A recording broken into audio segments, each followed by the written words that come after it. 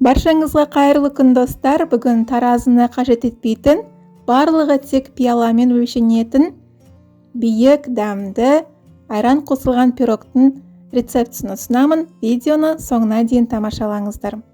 Алдымен ыдысқа 3 жұмыртқаны салып, үстіне 1 пияла қантты қосып миксерлейміз.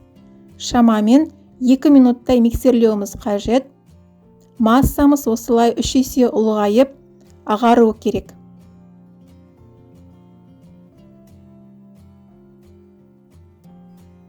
Содан кейін үстіне жарты пияла сұйық майды қосып миксерлейміз. Содан соң 1 пияла толтырып айран қосамыз. Егер сіздерде айран болмаса, онда сүтпен алмастыруға болады. Жақсылап араластырамыз.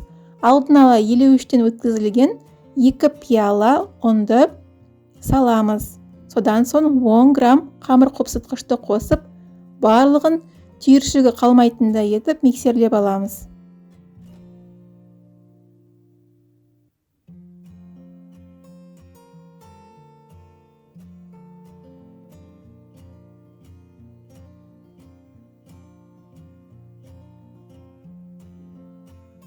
Мінекей қамырымыз дайын болды.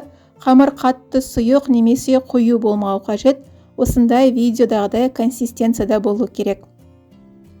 Енді формамызға құйып, 180 градус қызып тұрған пеште 45-50 минуттай пісіреміз.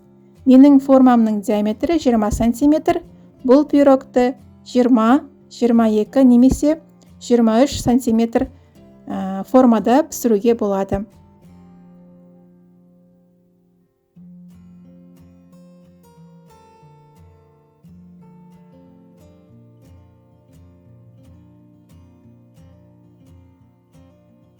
Мінекей пирог дайын болды. Мен 50 минут пісірдім.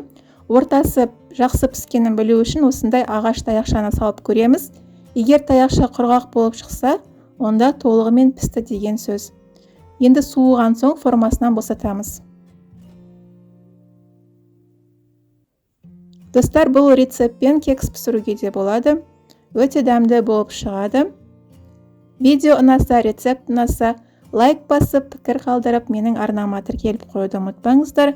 Мен сіздерді алдағы уақытта өте дәмді рецепттермен қуантатын боламын.